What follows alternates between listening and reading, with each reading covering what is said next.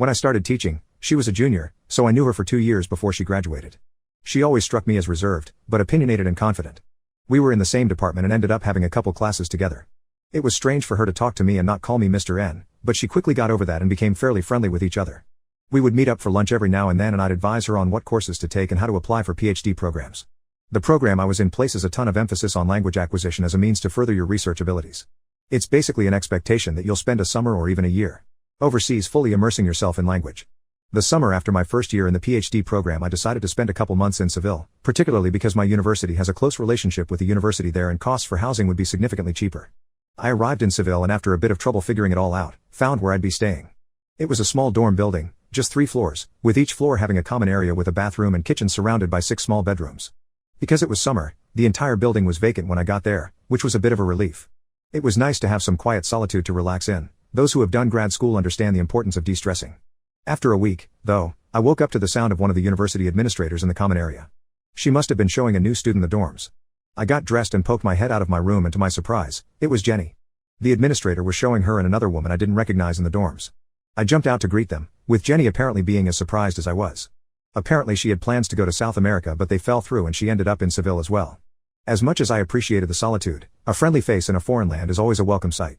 I had to go out to one of the library archives that day, but when I came back in the late afternoon, I found Jenny and the other girl, Grace, sitting in the common area drinking tea. I sat with them and chatted a bit before the 3 of us decided to go out and get a late evening dinner. While we were walking, Jenny began to joke about the 2 of them ruining the privacy I had for the previous week. "I guess you have to stop bringing women back to the dorm room every night now that you're not alone," she said with a teasing smile. That joke caught me off guard. Although we'd gotten to be pretty good friends over the course of the past year, our conversations never veered away from academia and research. "Yeah, you know me, a different girl every night," I joked back. Again, for those who have done grad school, you understand how the vast majority of us spend more time with books than we do with intimate partners. She didn't say anything else about it, but her broaching the topic stayed in my mind for a bit. I hadn't met anyone and certainly hadn't brought anyone back to the dorm in the week I've been here, but I had masturbated in the privacy of my room, and now I just have to be a bit more discreet about it. After the 3 of us ate and spent some time walking around the city center, we headed back to the dorm building. I changed into my pajama pants and undershirt to sleep in and headed out of my room to use the bathroom. Grace's door was closed, but Jenny was in the kitchen filling up a cup of water.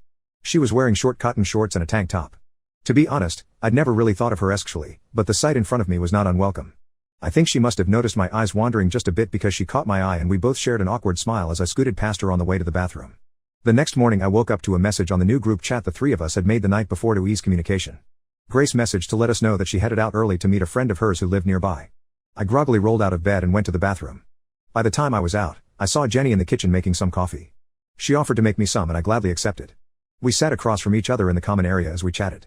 She was in the same tank top and shorts from last night, with her hair up in a ponytail. "So what are your plans for today?" she asked. "Well, I was going to bring a ton of women back to the dorm like I've been doing daily, but now that you guys are here, that's off the table," I replied sarcastically. She laughed heartily. "I know you're joking but I also wouldn't even be surprised." I laughed it off and ignored what she was implying. Maybe being away from school and home was causing her to be more carefree.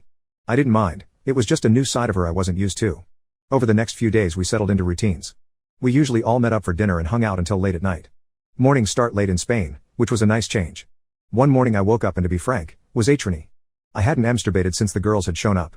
Although I locked my room door, I still felt uncomfortable with them being so close. But this morning I just had that undeniable urge. I started to touch myself, with cliché fantasies running through my head. But halfway through, I started to hear a faint sound. A light buzzing. I thought maybe it was something like an air conditioner, but that wasn't the sound the AC in this building makes. It took me a second, but I realized the sound was coming from directly on the other side of the wall.